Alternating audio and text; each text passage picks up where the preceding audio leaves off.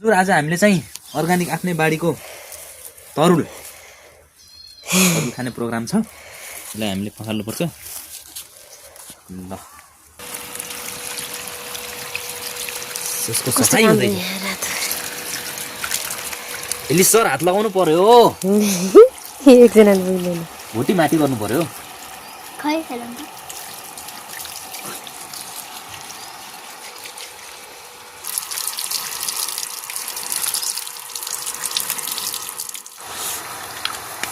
हजुर सफाइ भइसकेको छ यसलाई। अहिले हामीले चाहिँ पकाउनेतिर लाग्छौँ।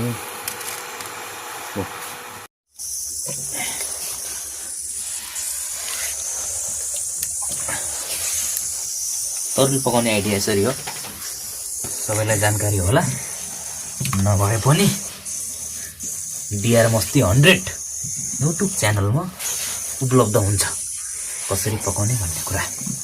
ल सबैलाई धन्यवाद। यसलाई हामीले छोपिदिन्छौँ। अब एउटा भाँडा हामीलाई छोप्नेलाई आवश्यक पर्यो। एउटा छोप्ने भाँडालाई helper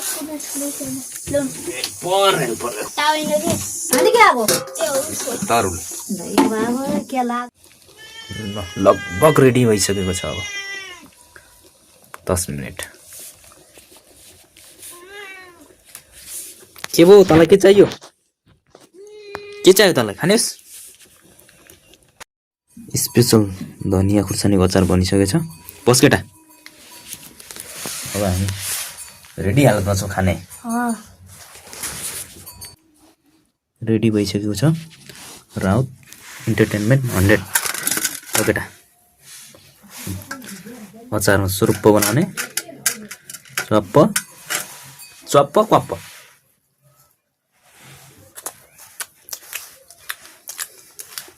I like it. I like it.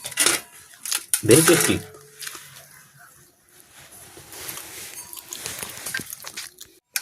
हल्का गाबरको तरुल खाएको अवस्था। गाबरको तरुल ठिक छ? ठिक छ। गुड।